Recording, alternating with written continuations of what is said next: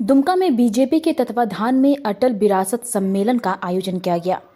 सम्मेलन में बीजेपी के उन वरिष्ठ कार्यकर्ताओं को सम्मानित किया गया जिन्होंने पूर्व प्रधानमंत्री भारत रत्न अटल बिहारी वाजपेयी के नेतृत्व में संगठन को मजबूत करने और राष्ट्र निर्माण में अतुलनीय योगदान दिया। साथ ही सम्मेलन के दौरान जनसंघ काल में कार्य किए हुए लोगों के परिजनों को भी सम्मानित किया गया। बीजेपी नेता एवं पूर्व मंत्री अमर कुमार बावरी ने कहा कि अटल बिहारी वाजपेयी केवल एक राजनेता नहीं बल्कि विचारधारा की एक जीवंत परिभाषा थे। उन्होंने भारत को परमाणु शक्ति संपन्न बनाया, सशक्त विदेश नीति दी और अंत्योदय के संकल्प को साकार किया। आज प्रधानमंत्री नरेंद्र मोदी के नेतृत्व में बीजेपी उन्हीं मूल्यों पर चलते हुए भारत को विश्व गुरु बनाने की दिशा में आगे बढ़ रही है। पूरा देश कांग्रेस के प्रति नतमस्तक था। एक मुखिया से लेकर के देश के राष्ट्रपति तक कांग्रेस के ही होते, जो कांग्रेस से जुड़ा हुआ है उसी का अस्तित्व था। सुनील जी ने उन चीजों को बताने की कम शब्दों से सुरेंद्र जी ने कम शब्दों में उनको बताने की कोशिश की। आप सब जानते ही हैं, भारतीय जनता पार्टी के कार्यकर्ता हैं तो आपको मालूम ही है। पूरा देश कांग्रेस के नक्शे कदम पे चलता था। ऐसे समय में एक विचारधारा, एक सिद्धांत, वो विचारधारा क्या था? वो विचारधारा था अपने सांस्कृतिक गौरव को और सांस्कृतिक राष्ट्रवाद को, जिसकी पहचान के कारण देश नहीं, अपना देश जो है पूरे विश्व में विश्व गुरु के पद पर प्रस्थापित था। उसको हम कैसे हजारों साल की गुलामी के बाद फिर से कैसे हम उसको प्राप्त कर सकें, उसका उदय कैसे हम इस मातृभूमि में, इस भारत भूमि में हम फिर से उसका पुनर्जागरण कर सकें। एक विचार था, उस विचार को जो अमूर्त रूप में था।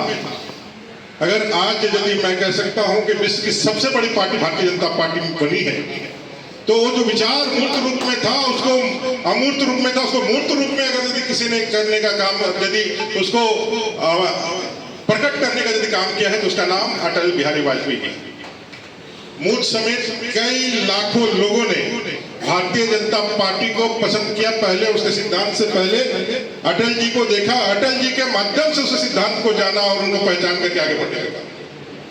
आज भारतीय जनता पार्टी को इतना दूर पहुंचाने का जो नींव स्थापना का जो काम है वो अटल जी के मजबूत कंधों पर जाता है।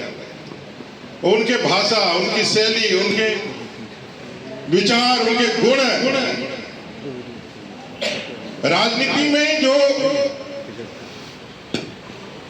वक्तृत्व कला है, जो बोलने की कला है, वो आपके दिल तक जाती है।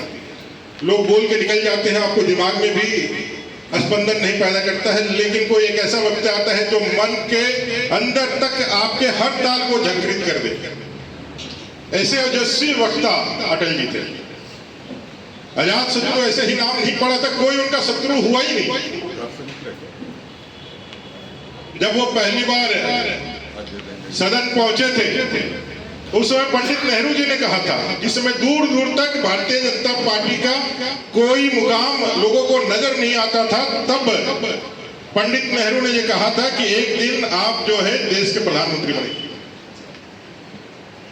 क्यों कहा था?